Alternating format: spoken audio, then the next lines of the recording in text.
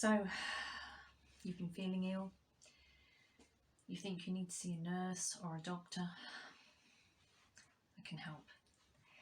Today I am going to be teaching you some words and phrases related to health and illness in English.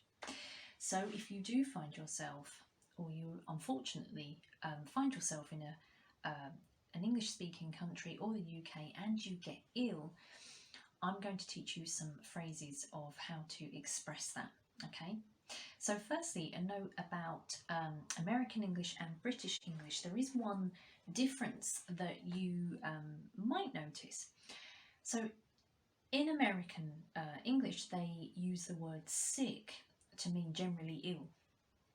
So you could be recovering from an operation and you would be described as sick.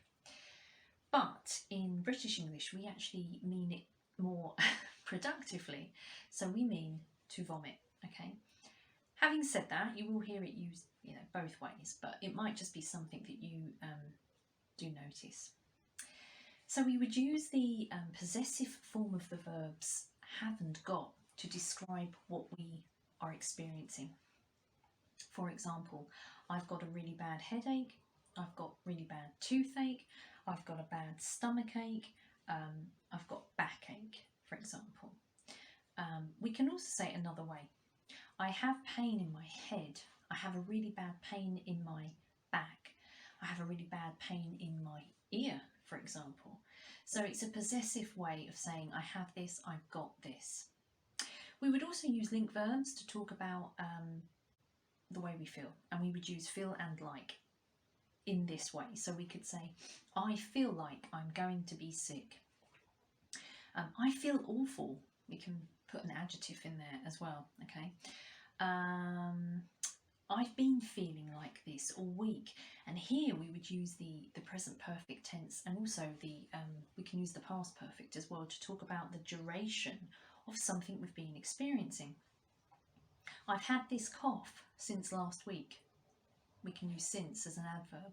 So if we're talking to a healthcare professional, we can give them some idea of when this started up until now. I've been coughing all week. I've been sneezing all week. I've had a high temperature since yesterday, for example.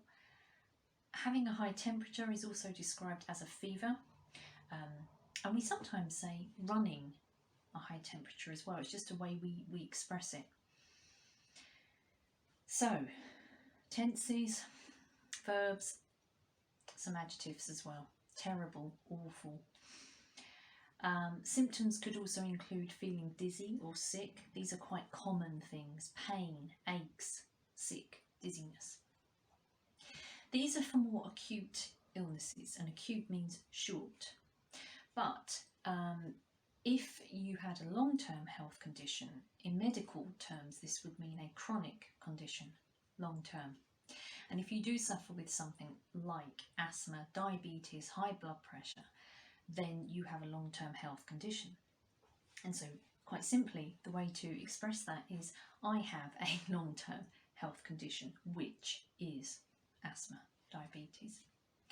If your English isn't that good and you have a prescription or your medication with you, you can always go to a pharmacist and show them that, and they would then understand what you've got and what you currently take. So we use the verb as well, take medication. I take medication. I have heard people say eat, I eat medication, or I eat a lot of medication, and no, we don't say that. We say I take this pill for this, okay? In the UK, a GP is a general practitioner, and that is a community doctor who you can go and see for minor problems, as is a nurse practitioner as well. So sometimes as well you'll hear it described as minor ailments, and ailments just simply means problem, minor problem, okay? And we also have some idioms that you can use. So we have things like feeling off colour or feeling a little bit under the weather are useful to just say we generally feel a bit unwell. I actually did graduate as a nurse many years ago, so I am thinking about doing some OET preparation classes.